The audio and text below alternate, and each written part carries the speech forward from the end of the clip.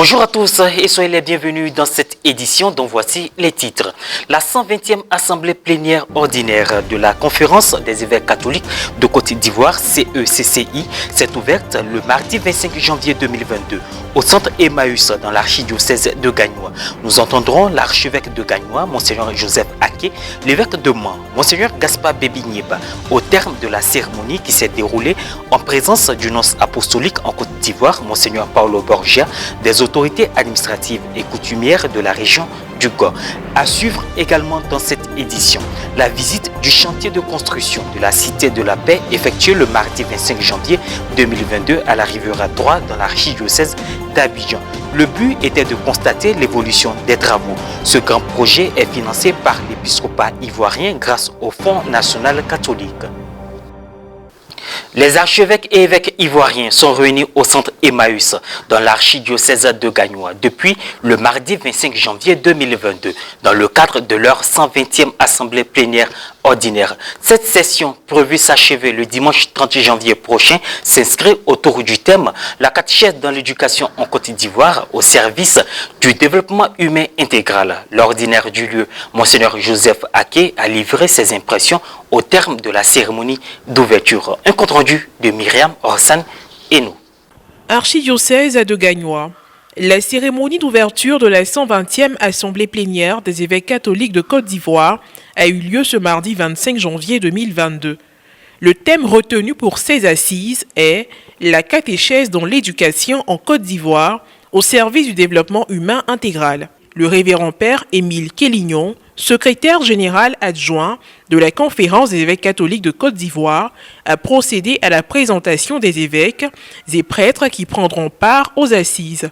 Au total, ce sont 10 évêques en service, 2 évêques émérites, l'évêque auxiliaire de Boaké, l'administrateur diocésain de Katiola et les prêtres au service de la conférence et d'autres institutions nationales. Les impressions de son Excellence et Monseigneur Joseph Aké Yapo, archevêque métropolitain de Gagnoa, recueillies au terme de la cérémonie. Ça date pour la 3e fois dans l'histoire de la conférence ici à Gagnoa. Donc merci à tout le monde.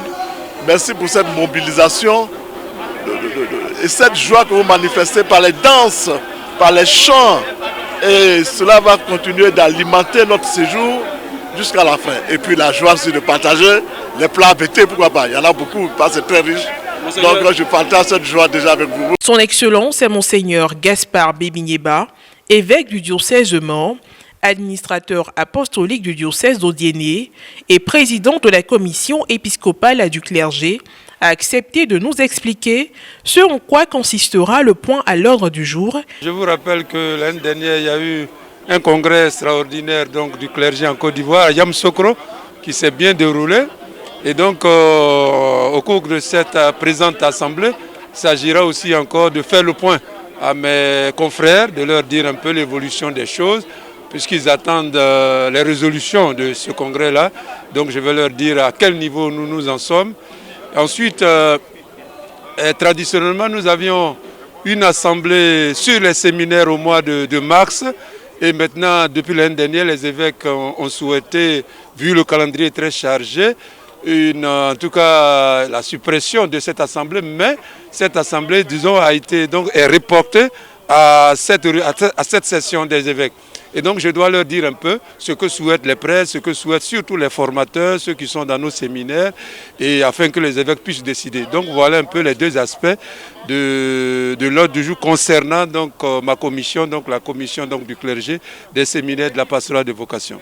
Les ouvriers et manœuvres commis à la tâche sur le chantier de la Cité de la Paix d'une avancée remarquable ont reçu la visite d'une équipe des agents de la télévision catholique le mardi 25 janvier 2022. Je vous l'annonçais dans le sommaire, l'objectif de cette visite mensuelle est de constater l'état d'avancement du projet de construction financé par l'épiscopat ivoirien grâce au Fonds national catholique. Un reportage de Paul-Boris Ano, Maria Bissier, commenté par Roséline Moubiou. Site du projet de construction de la Cité de la Paix. Le mardi 25 janvier 2022, une équipe des agents de la télévision catholique s'est rendue dans le cadre de sa visite mensuelle sur le chantier pour suivre l'évolution des travaux toujours en cours de réalisation. Cette opération immobilière, qui est une opportunité pour l'autonomie solidaire de l'église locale, fait face aux appartements situés dans les environs du siège de la conférence épiscopale à Cocody, Riviera 3. Monsieur Alain Aizi, contrôleur des travaux au compte de la structure ETFA, nous présente les avancées remarquables de ce premier projet d'investissement qui s'inscrit dans le plan stratégique quinquennal 2019-2023 de la CECCI. Sur la plateforme A. En ce qui concerne l'état d'avancement des travaux sur la plateforme A, le premier bâtiment, eh bien, comme vous pouvez le constater, nous avons fini la toiture. Nous avons fini tout ce qui est enduit intérieur et extérieur. Nous avons fini tout ce qui est chape à l'intérieur. Nous avons posé les lamelles et quelques baies vitrées. Nous pouvons donner un pourcentage de 30%. Et il nous reste maintenant à poser les carreaux et les sanitaires. En ce qui concerne le deuxième bâtiment, nous avons débuté la chape à l'intérieur au premier étage et nous avons fini tout ce qui est enduit intérieur et extérieur. En ce qui concerne l'état d'avancement des travaux sur les deux bâtiments de la plateforme B, nous avons fini l'enduit intérieur et extérieur des deux bâtiments. Nous avons fini aussi le staff sur les deux bâtiments et nous sommes actuellement en train de faire la charpente sur le premier bâtiment et il y a les fileries qui sont en train de se faire sur le deuxième bâtiment au R+1. Nous sommes en ce moment sur l'enduit, sur le cobrissage extérieur. On peut estimer le cobrissage extérieur à 70% et au premier étage, nous sommes sur les fileries. La dernière fois, quand vous êtes venus, nous étions au coulage de la dallerie des jardins. Et là, nous avons fini le coulage de la dallerie des jardins. Nous avons fait tout ce qui est montage, élévation des 10 rangs. Nous avons coulé tout ce qui est poteaux, raidisseurs et chaînage. La visite guidée de ce projet financé par la Conférence des évêques catholiques de Côte d'Ivoire grâce au Fonds national catholique nous a permis d'avoir une idée du taux d'avancement des travaux.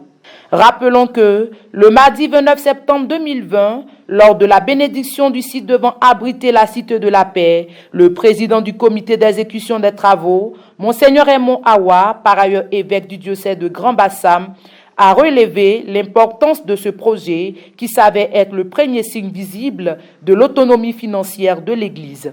La Cité de la Paix comprendra 8 immeubles, comprenant chacun 4 appartements de 4 pièces, soit 32 appartements au total, 2 piscines adultes et enfants, un terrain de sport, 2 blocs sanitaires, un bureau et 73 places de parking non couvertes. Une récollection de l'Association des femmes de l'Église catholique AFEC de la paroisse Saint-Joseph de Niakara a eu lieu le samedi 22 janvier dernier au sein de la dite église. Ce cadre de réflexion, d'échange et de partage a été dirigé par Mme Koné Colette et soutenu par Mme Fofana Odile, présidente diocésaine de l'AFEC de Katiola. La rencontre a eu pour thème Juge 7, versets 1 à 7, les élites du Seigneur, animée par Mme Koné Colette du diocèse de Yamsokro. S'adressant à toutes celles qui ont milité à l'AFEC et qui se sont retirées de regarder à Jésus en acceptant de pardonner, elle a exhorté les participantes à poser des actes tangibles qui vont dans le sens de soutenir l'évangélisation, toutefois en évitant les comportements qui sont cause de division. Dans ses propos de fin, Mme Koné Colette a exhorté ses sœurs à épouser l'appel du jour parvenu à leur cœur et que demain, l'histoire de la paroisse retienne qu'elles ont été des élites dans le rayonnement de l'AFEC de Niakara. Et voilà, ici se referme cette édition. Merci de nous avoir suivis. Merci de rester sur Ecclesia TV.